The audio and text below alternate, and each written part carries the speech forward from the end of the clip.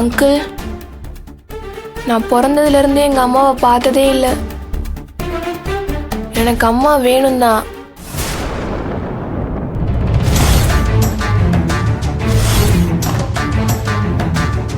அம்மாவை தான் எல்லா குழந்தைக்கும் ரொம்ப பிடிக்கும்.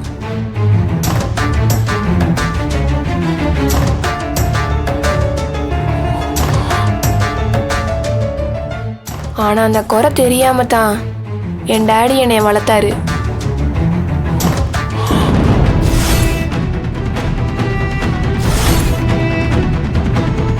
அவரு தான் எனக்கு அப்பா அம்மா எல்லாமே.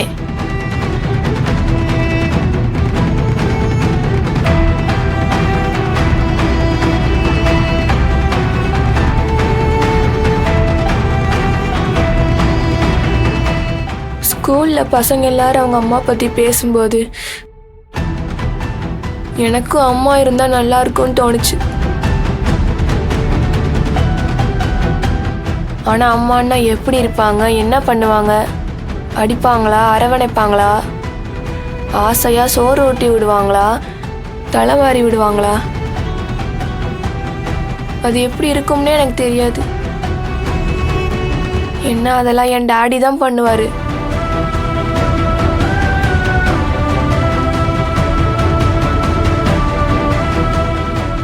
ஆனா எல்லா விஷயங்களையும் அப்பா கிட்ட சொல்ல முடியாத ஒரு வயசுல எனக்குள்ள ஒரு பயம் வந்துருச்சு.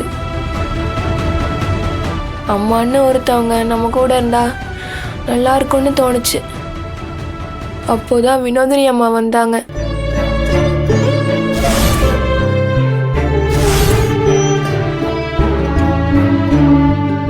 அவங்க என்கிட்ட பாசமா பேசினது, பணியமா நடந்துகிட்டது, என்ன அன்பா அரவணைச்சது, செல்லமா கொஞ்சினது, எனக்கு தலைவாரி விட்டது, இதெல்லாமே டாடி பண்ணாலும் அவங்க பண்றப்ப எனக்கு ரொம்ப புதுசா இருந்துச்சு.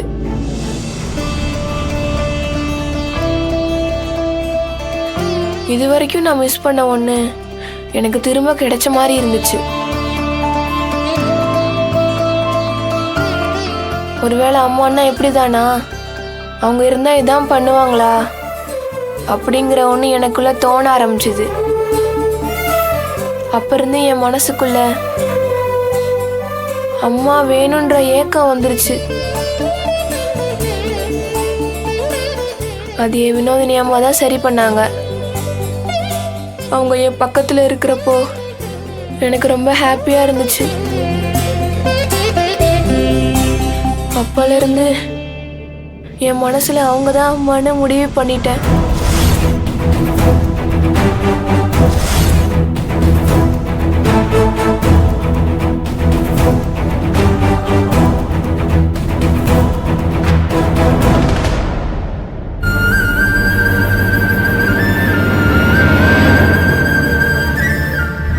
என்னை பெத்து வேணான்னு போன இந்த அம்மாவை விட என் உணர்வுகளை புரிஞ்சுக்கிட்ட இந்த அம்மா தான் எனக்கு வேணும். அதே மாதிரி என் மேல உசுரா இருக்க என் டாடியை விட்டு ஒரு நிமிஷம் கூட இருக்க முடியாது.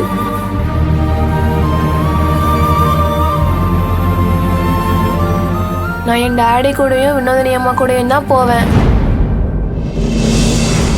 எனக்காக அவங்க 2 பேரும் இப்ப கல்யாணமே பண்ணிக்கிட்டாங்க.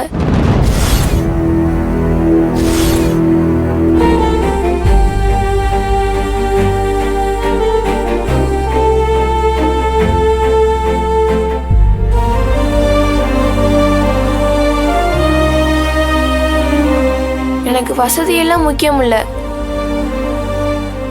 எனக்கு என் டாடியும் வினோதினி அம்மாவும் தான் வேணும். என்ன அவங்க கிட்ட இருந்து பிரிச்சிடாதீங்க அங்கிள், ப்ளீஸ். மை லார்ட், குழந்தைக்கு போதிய வயதும் பக்குவமும் இல்லை. அதனால புரியாம பேசிக்கிட்டு இருக்காங்க. மேற்கொண்டு 2 வாரம் அம்மாவோட இருக்கிறதுக்கு கால அவகாசம் கொடுக்கும்படி கேட்டுக்கொள்கிறேன். எதுக்கு? நீங்க அவங்க கிட்ட ஃபீஸ் கறக்கிறதுக்கா? ஏங்க, அந்த குழந்தை பேசுறத பாத்தீங்கல்ல? உங்க மனசு என்ன கல்லா? தொழில்ல கொஞ்சமாச்சும் தர்மம் வேணும். மேற்கொண்டு எந்த விசாரணையும் தேவையில்ல. குழந்தையின் வாக்குமூலமே போதுமானது.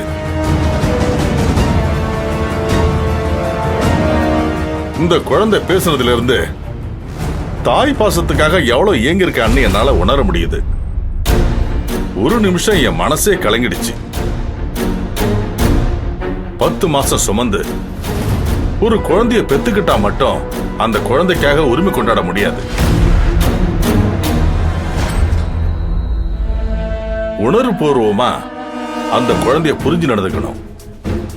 அப்படிப்பட்ட ஒரு பொண்ணாலதான் ஒரு குழந்தைக்கு தாயாக இருக்க முடியும். அந்த குழந்தையும் அந்த பெண்ணை தாயாக ஏற்றுக்கொள்வாள். இந்த குழந்தையோட மனசுல வினோதினிங்கிற பெண்ணு தான் அம்மாவா இருக்காங்க.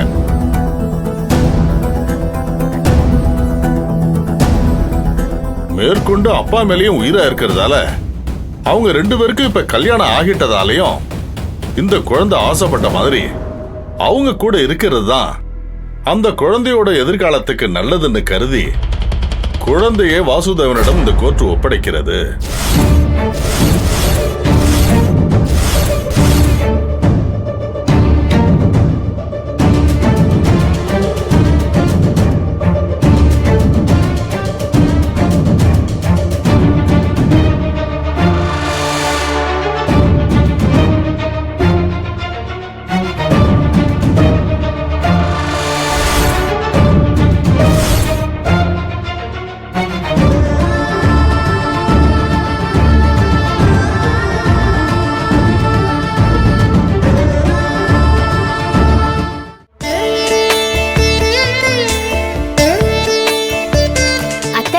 நான் சொன்னேன்ல இன்னைக்கு திவ்யாவோட தான் வீட்டுக்கு போவோன்னு. இப்ப வாச்சும் என் பேச்சை நம்புங்க. ஆமாண்டி என் தங்கம். டாடி,